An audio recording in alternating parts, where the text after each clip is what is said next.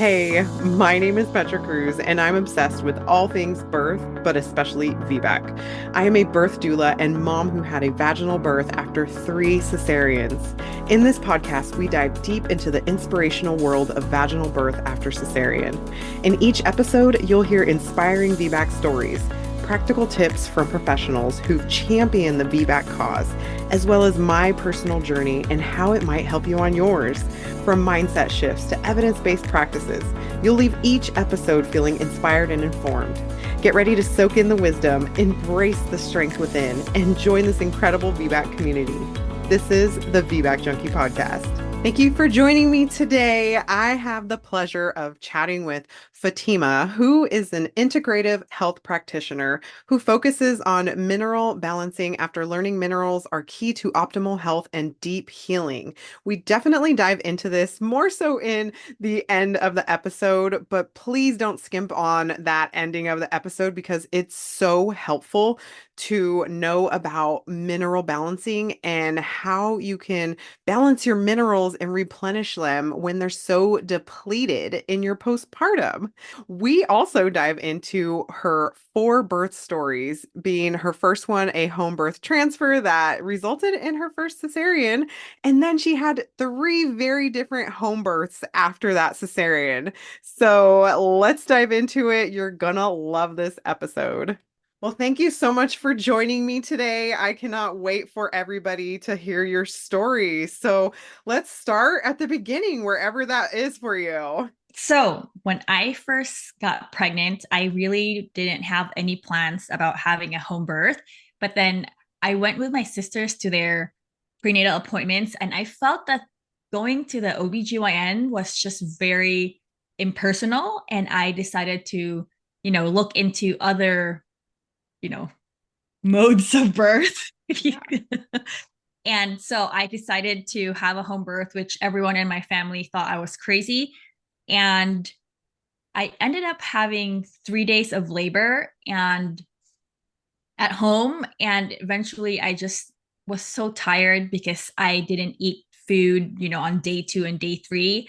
And I just kept begging my midwife to transfer me to the hospital because I needed an epidural. Yeah. But before we left, she still attempted to do, to free the cervical lip because I had a swollen cervical lip, is what happened. And it still didn't work. And so we transferred to the hospital. Thankfully, a lot of the people I talked to in California, when you are a home birth transfer, they will automatically do a C-section on you. But that doctor at the hospital was really nice and gave me a chance to, push. So they gave me an epidural, but the baby didn't like the epidural. So his heart rate went down, twice. And then eventually we opted to do the C-section, which, of course it was sad, but and then it was also very scary. Like the whole time they were doing the C-section on me, I told myself that I needed to stay awake because I thought that I was going to die if I closed my eyes. Mm. And I felt everything. It was so crazy. Even the nurses thought it was crazy that I was able to move myself from the bed to the other bed to take me to the operating room. And so I kind of felt everything. And that hospital that I transferred to actually didn't let me, actually sent me to a different recovery room for maybe an hour before they brought me back to be able to do skin to skin with my baby. Thankfully, they let my husband and my mother-in-law do skin to skin on the baby, and he didn't have any problems breastfeeding. Mm. So that first birth, I thought to myself, I experienced like the whole shebang of the birthing world, right? And also, the first thing that I blurted out when I got that epidural was, wow, no wonder why everyone wants an epidural because all the pain just subsided. Mhm. And then I also said, I want pizza for dinner. Love it. Like, Priorities. You were yeah, hungry. I was hungry. But, and so, after that birth, I really, was so sad I didn't wasn't able to follow my birth plan. And it took me a while to actually heal and process from that birth. So when I got pregnant with my second, I wasn't ready. And so I like pushed myself to process the whole failed home birth, like what happened. Obviously, you really can't blame yourself and you can't blame others. Like, that's the thing. That's why it's called a plan, right? It's not like, like, oh, that's going to happen. But on my second pregnancy, I was so determined to have a home birth, except the nearest hospital to us at that time, because we moved, had a VBAC ban. So I had to compromise with my husband because he was nervous of the risk. So I was like, okay, I'll do a VBAC at a hospital. And I found an OBGYN that partnered with a midwife in downtown LA. And the midwife was the one doing the prenatals, but the OBGYN had to be there for the birth, was their rules, right? Mm-hmm. But in my head, well, I wasn't really planning in my head to have an accidental home birth. But I did the prenatal aquatics. I tried to do 300 squats a day because Wow. I read Ina May's book. Mm-hmm. So I was just determined. I'm like, this baby's not going to get stuck. During my prenatal aquatics classes, I would skip but how do you say it? The kegels, whatever. Mm-hmm.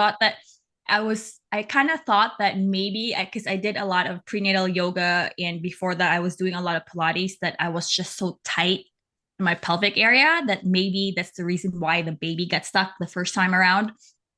So I kind of like had a different mindset the second time around. Mm-hmm. And what happened was, so why did it become an accidental home birth? I went into labor, but he timed my contractions before he went to bed. And he said, it seems like it's pretty close. I'll take you to the hospital right now. And I said, no, I don't want it to be like the first one. I'm going to be in labor for 3 days. Go to sleep. I'll stay in the living room so you can rest and you can take me to the hospital tomorrow. I guess what happened was around midnight, he was hearing my low tones and stuff. And my bag was already hanging. But he was like, what's that? I'm like, I don't know. I couldn't see it. I didn't have any mirror. So he took our sleeping toddler into the truck. Then he came back in and he's like, are you going to walk to the truck? I'm like, no, not with this thing hanging out. And so he just went to the kitchen, washed his hands. And then when he came back, the head was already out. So he just ended up catching the baby. Wow. That is incredible. Yeah. And then so remember I said I had a midwife originally, and then Mhm. I switched to hospital VBAC, right? So the midwife became my doula. And so she came after the baby came out. So she was still able to, check the baby and all that stuff. And then all of a sudden, I started feeling incredible pain down there. And I kept asking her, do you have any pain, anything to like help? And she goes, you're crazy. You already did the hardest part. And I'm like, no, this is different. And I was just like, I asked them to call 911 because it was just so unbearable. And thankfully, my younger sister was still breastfeeding her toddler. And so I left the baby at home and she went to our house to breastfeed her while I was at the hospital at the ER. Because basically, my midwife said, if I took the baby with me, that, it will be all things like complicated and whatnot. And why do I want to take a newborn into the ER? Right. And this pain was so painful. I don't know, like next level. Even though they gave me morphine, I could still feel it. So I ended up having a hematoma. But thankfully, the ER doctor was that he's seen this a few times and he didn't want to drain it because, it's either they'll drain it or just keep it there and then let it resolve by itself. Because his thing was if he drained it, there's a more chance of infection, right? And so I was on board with yeah, let's keep it that way. And he wanted to keep me overnight, but I was able to, ask him, like, I want to go home as my baby's home. And so he said, if I was able to pee on my own, at some point, then he'll send me home, which I thankfully was able to. And so I went home around 7 in the morning, no, 7 at night. So I was at the hospital for more than 12 hours.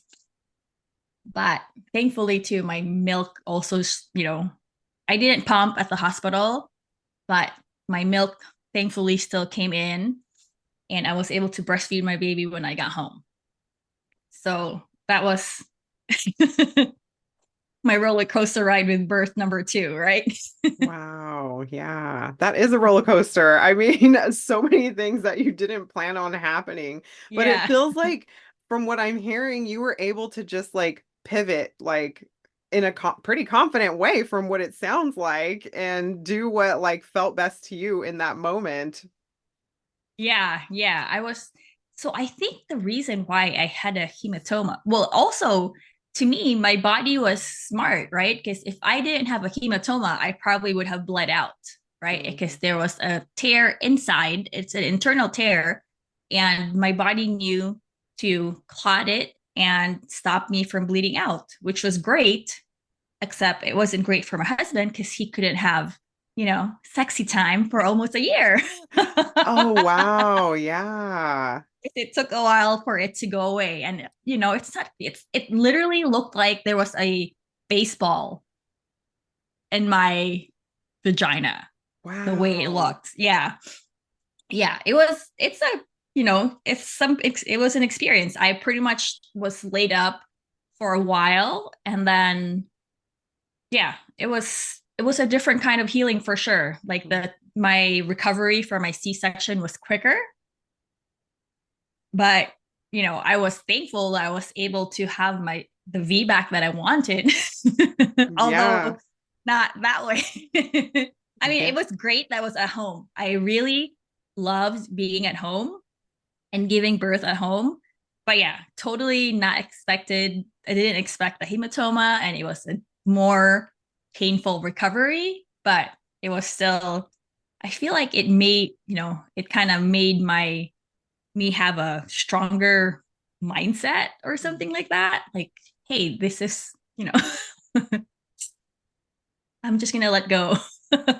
Yeah. Yeah. That's the really hard part too, right? Because we have to like let go because birth is so unpredictable and we never know what's going to Yeah, happen. So just like surrendering and letting go of all these like preconceived like notions of exactly how it's going to go is so yeah, hard to do, but so necessary to be able to not just be stuck on whatever it is happened throughout the process. But did it right. take you some time to process like that birth because of the way it unfolded?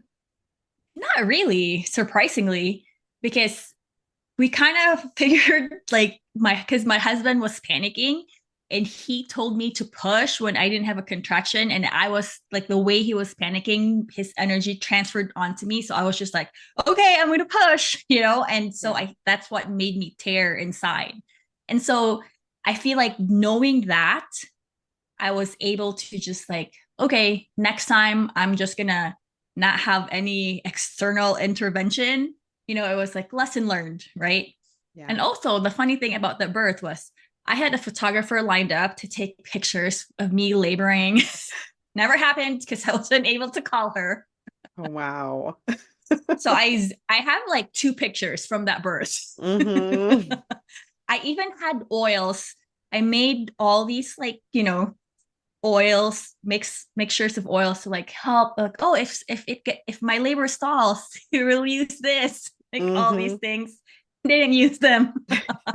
On my third pregnancy, I was like, I'm not gonna make anything. But I did have a midwife team, and we also moved this time. It was in Washington. I did do the whole, water birth thing again, like my first. And I told the midwives ahead of time, I want you to be hands off. Just let me labor on my own. like all these things, like, don't tell me, don't coach me. It's my body. Right. And then from that third birth, I learned that my body gets so relaxed when it's in the water that the baby tends to get stuck when I'm pushing. So good thing that there were midwives there, because when they realized that that's what was happening, they made me step out of the tub. And the moment that I stepped out of the tub, the baby just came flying out. This time there was no hematoma. Wow. This was my biggest baby out of the four. But so there was no tears or anything like that. But yeah, so we learned that the water makes me so relaxed. And so I was like, oh, maybe that's what happened with my first. Because I didn't even step out of the tub. I was just like in there because it was, it was just a great pain relief, right? Yeah. Warm water. So we learned that. Now on my fourth,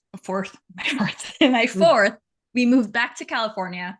We live in the middle of nowhere. So no midwives were confident that they would reach my house if they, took me on as a patient, as a client. But one older midwife she did like 3 prenatals for me, because she's like, everybody deserves prenatal care. I won't she's like, I'm just not going to be there at your birth. I'm like, okay, that's fine. So it became a free birth, right? First, actually, I had a midwife, but I had to fire her. You can fire your midwife. If she was a midwife, fortunately. Because she, we're in the middle of nowhere. It was 2021, right? And the county she was in, which is a county next to us, is Tuolumne County. I don't know if you know, like it's Sonora. Yeah. And she was, they were all about COVID. And the mask mandate was done, and then they brought it back. And so she sent out a letter saying she would require her patients to wear a mask. If you're not comfortable wearing a mask, she can do Zoom appointments. And I'm like, well, that defeats the purpose of having a midwife, because I want to be, like intimate with my midwife, because they're going to be there during my birth. Like, to me, like doing just Zoom appointments felt so kind of impersonal, right? Like, especially when you're dealing with pregnancy. Yeah. And so I talked with my friend and I joked with her, like, you should become a doula. Maybe you can be my doula, because I'm going to fire my midwife. But which she kind of did, right? She started taking like the classes, and she became my doula. But the thing with my fourth birth was, like, we saw each other 2 days prior to the day I gave birth, and my belly was still super high, and I was still probably maybe 38 weeks. I don't even know. Like, my midwives always have a hard time pinpointing my estimated due date, because I have really long cycles. Mm-hmm. And so what happened was, the day before, I decided to milk my cow using my milk machine, which was 100 pounds. And on the way back from where I was milking her, I had to, like, stop this wagon with a milk machine on, from running away from me down down a small hill. It's like a small grade. And so I feel like that triggered me to go into labor. And the next day, early in the morning, I started having contractions. And every time I would move, it would go away. So I'm like, okay, I'll get out of bed so that, like, 'cause it's painful. And I just didn't think much of it. I told myself maybe the baby is just trying to shift down, to get into position. I didn't tell my husband what was going on, because I didn't want him to panic. But I did send a text to my friend who was my doula.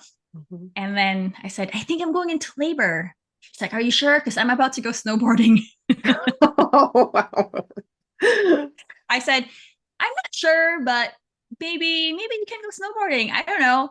And, my other friend was like, oh, maybe you can eat, you can take a bath, like all these things, right? To like slow it down. And I was trying to do all these things, but nothing worked. I tried to make hot dogs and it burnt because I forgot about it. Yeah. So eventually my friend was just like, okay, I'm gonna come to you just in case, right? Because I even texted the midwife who was doing my prenatal care, and she's like, yeah, that sounds kind of like close. Because I couldn't remember. I'm like, what is it? Like how close the contractions in between like all these things, right? Yeah. And I was just like laboring by myself. Like I don't know why I prefer laboring by myself. I was Hmm. just sitting in the toilet. And then I tried to go. I'm like, I'm gonna change my clothes.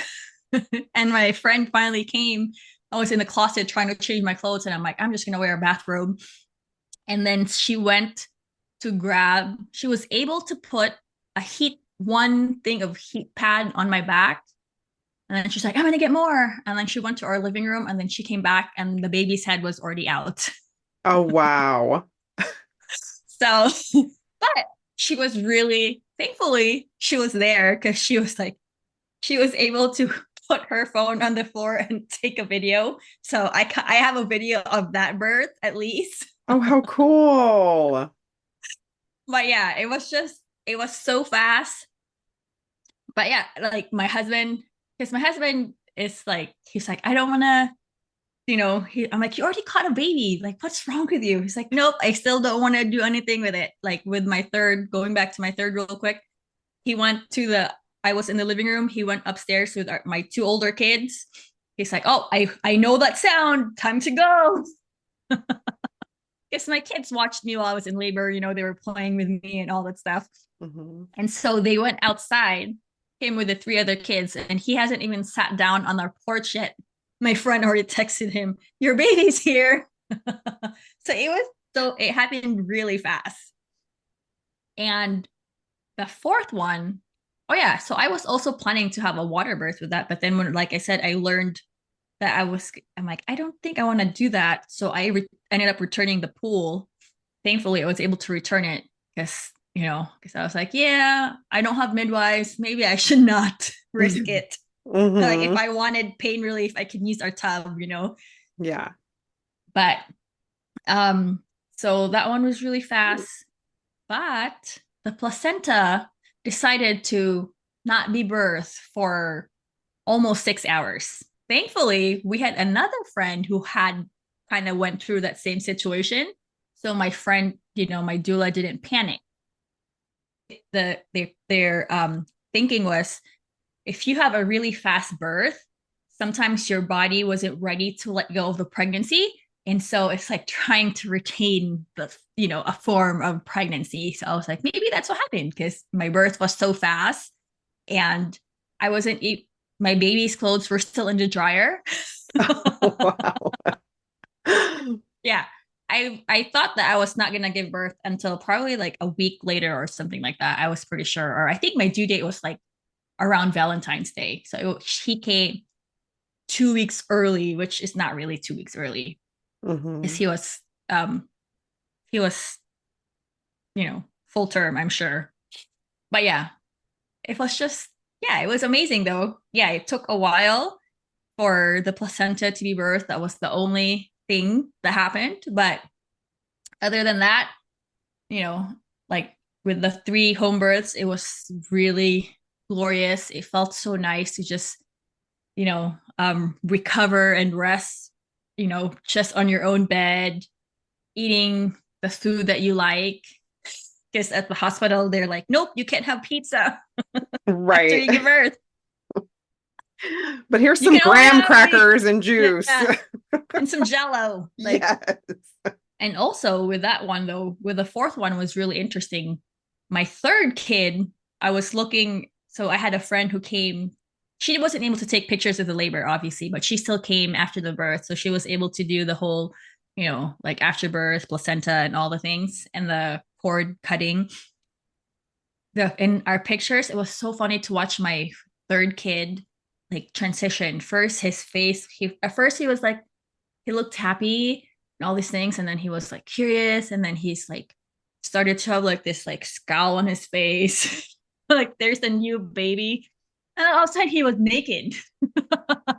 Funny, and then I didn't see the pictures after a while though. And then, but after this birth, like my third kid was so difficult. Like he had such a hard time adjusting to the new baby, even though he was already three. So all my kids kind of have like almost 3 years apart. With Hmm. him, he was three, and then 2 months later, this fourth one was born. So I thought that he would be more adjusted. Hmm. He literally wouldn't wear clothes for I think 2 weeks after I gave birth. So it was so difficult to go anywhere with him. And then he was funny. Every time he would see the baby breastfeeding, he'll come to me. He's bringing a cup. He's like, "Can I milk your other boob?" Oh Because my he gosh. sees me milk our cow. And so Right. he's like, "Can I milk your other boob?" Oh my gosh. You gotta love kids. They're so funny. And they really watch, they really pay attention more than we realize sometimes. Yeah, yeah. Oh But my yeah, it gosh. was just so funny. And so yeah, that's my four births. Oh, Like, that's amazing. So, is there anything that you did differently to prepare for your VBAC home birth?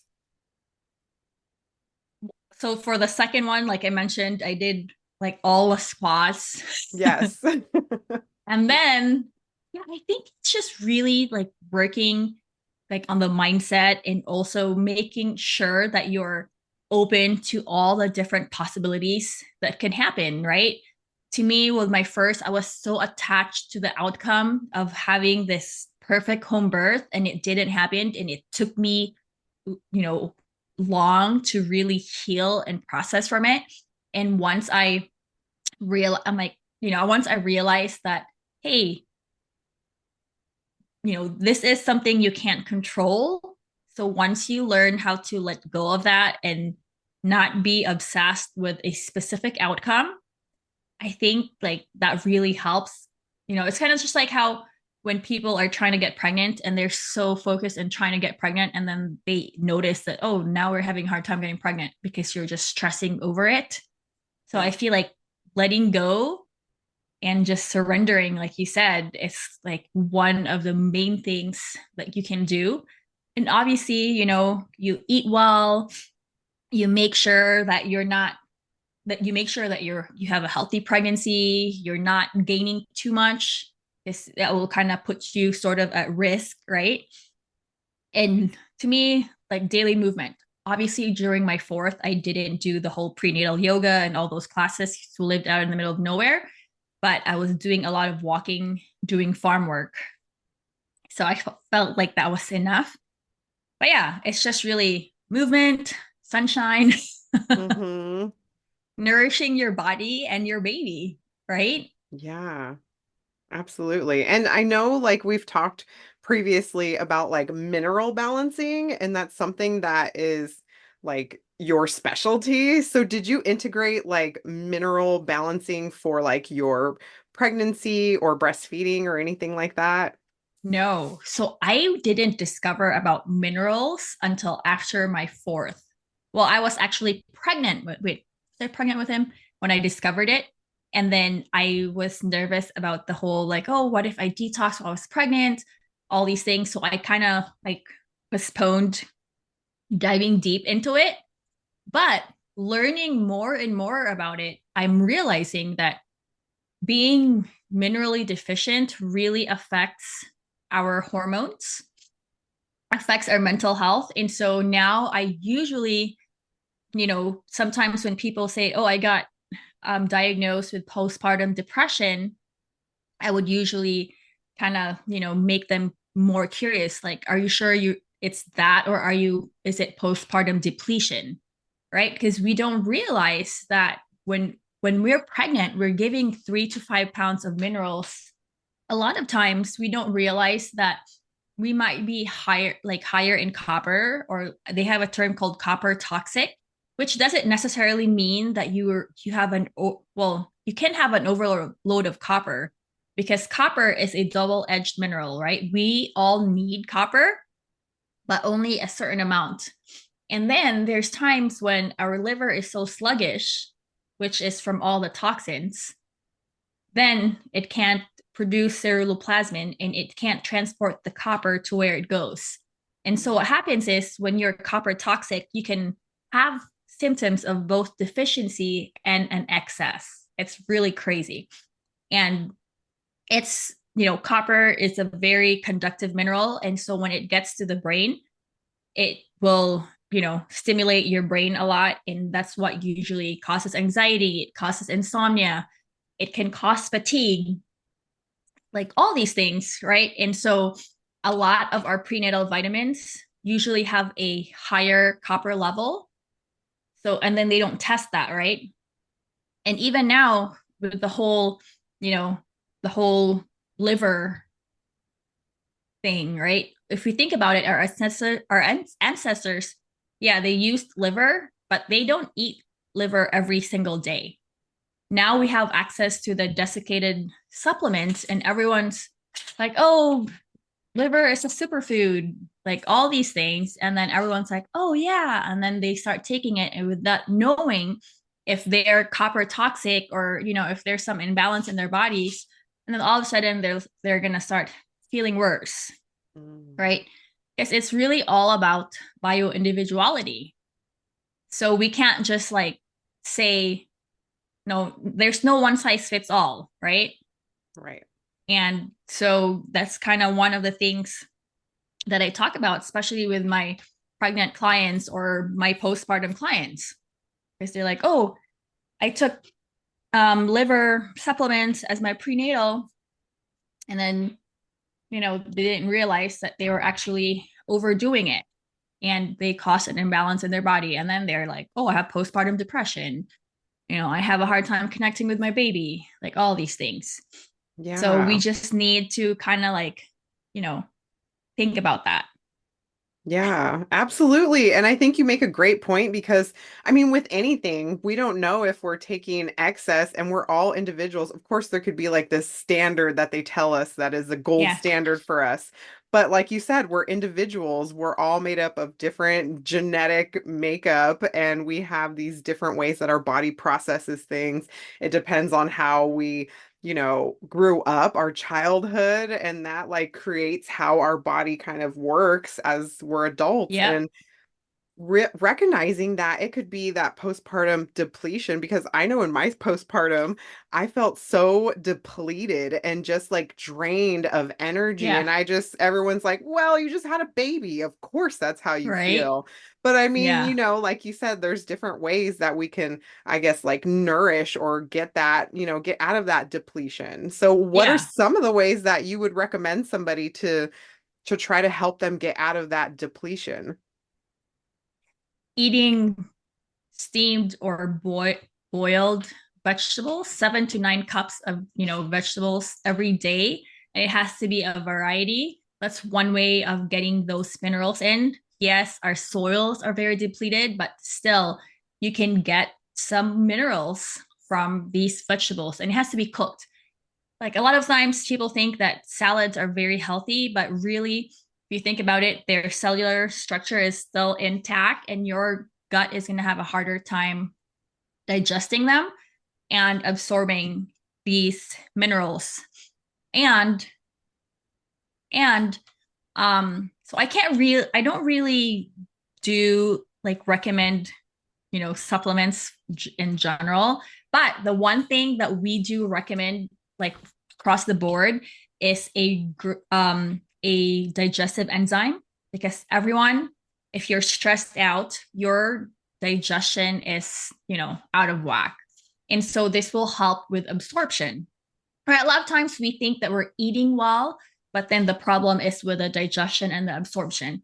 So you would want to look for a digestive enzyme that has, either ox bile or some kind of bile, because once that's all connected, right? It will help digest the fats and it will help you digest proteins and pancreatic enzymes.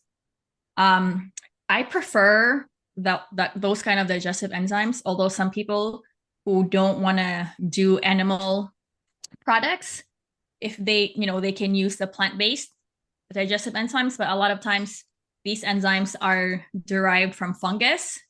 So it's kind of like, just weigh out the pros and cons, because especially if you don't know if you have, let's say, a candida overgrowth or a bacterial overgrowth, then using something that's fungal based will make you feel worse.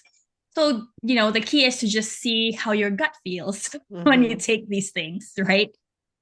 And of course, another way to really energize your body is to spend time outdoors. Like, I really encourage my clients to go outside first thing in the morning. It just to help with your circadian rhythm. And it also helps with digestion, really. Like, this whole, the circadian rhythm is basically like it just doesn't control sleep, really. It's like, but you know how if you lack sleep, you feel like you're more hungry and you have no control over things. It's because your leptin and your ghrelin are affected by no sleep, you know.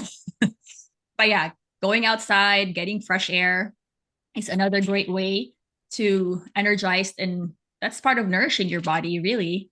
And drinking clean filtered water and making sure, like, I know a lot of times people say, like, the air purifiers are kind of pricey. So one way of just making sure that you're breathing in cleaner air is to air out your house, leave your shoes outside. There's like free things to do to kind of like help. Just because, I mean, mold is, it's naturally occurring, right? It's like it's outside. It can go and get inside your house. So you also just want to make sure that your house is ventilated and there's no humidity there. Because mold will also affect your hormones in effect, it will, and when your body is stressed out, it will also burn through all the minerals. Yeah, I So think, oh my gosh, you have just given so much valuable information. So, if somebody feels like they're just like absolutely depleted, what would be a way besides just like honing into yourself to find out? Like, is there a way that they could actually figure out what their numbers are for like their minerals and, whatever it is that is depleted inside of them? yes, of course. So there's a test, it's a hair tissue mineral analysis. So that one will show us, what is happening your cells. So when your cells are doing all these enzyme functions, it will, have respire, right? Respiration. It will release things and that will come out through our tissues. And our hair is one of the way, it's a tissue. So it's essentially a biopsy, which is pretty cool. And that will show us, the minerals. It will also show us the presence of heavy metals. It will tell us if you're having a harder time eliminating it. Like, they have like certain levels, thresholds. So if it's really low, then you're a poor eliminator, and that also means that your liver and other detox pathways are struggling. Because, you know essentially our body is very intelligent and it can detox, right? But we need to remember that now in this modern world, we're so bombarded with toxins every single day that we need to support our detox pathways. And I don't really like push, I'm not going to push, we don't push people to do like, oh, just do a heavy metal detox, a parasite cleanse. Because for us, like, when your minerals are replenished, then you're giving your cells what they need to produce energy. And then once they have that, it will actually push out the toxins itself gently and in a way that, in a specific order that it knows, that's safe to remove. Because the heavy metals takes place, they take the place of the essential minerals when it's not there to do the functions of our body.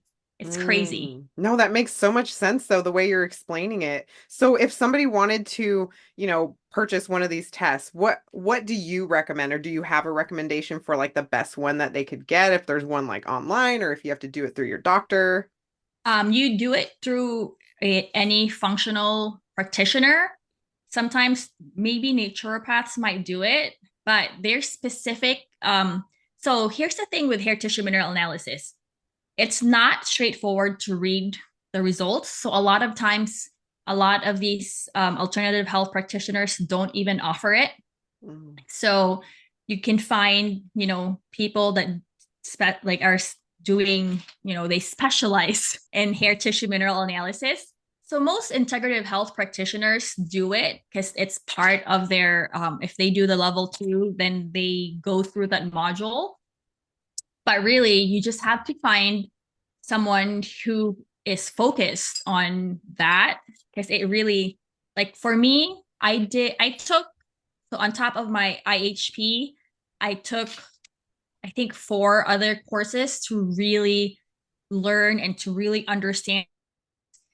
It's really, it's like, it's complicated, and there's like so many like ways to like read the report. And then some people, when they don't really understand it, then they end up doing replacement therapy, which you don't really want to do, because just doing a replacement therapy where they're like, oh, your calcium's low, I'll give you more calcium, that really still messes up the whole balance. So the way, when you find a mineral balance practitioner, they're gonna say, you'll get confused, because when you look at your report and you're like, well, I'm high on magnesium, why are you giving me magnesium?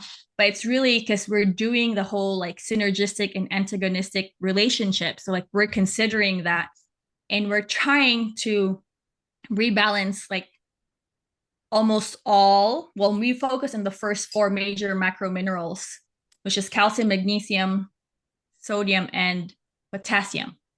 So these 4 are the main 4 minerals that we focus on. And yeah, we don't do replacement therapy because that will cause a further imbalance to our minerals. Wow, that makes so Yeah. much sense. And oh my gosh, I cannot wait for anybody to hear this episode because they're going to get so much value out of it. I want to thank you so much for sharing your stories and for giving so much knowledge to people that they might not have had. So if somebody would want to like chat with you about your stories, or if they even want to work with you, what would be the best way to go about that? They can check out my website. It's called kindheartlifestyle.com, or they can find me on Instagram at Fatima Pagtakan. I'm sure she'll put it on her show notes. Yes. it's, I know, I let my kids say my last name and they're like, I love it. But yes, my inbox is open. You know, I love chatting birth stories, minerals, toxic free living, you know, the whole holistic lifestyle. Yes. No, I love it so much. Well, thank you again so much. I so appreciate everything you've added to this podcast, and I can't wait for everybody to hear it. So thank you. Thank you. Absolutely. Let's keep in touch. Yes, definitely. I know. Thank you so much for listening to another episode of the VBAC Junkie podcast. Make sure to leave a rating and subscribe to the show so that you don't miss an episode.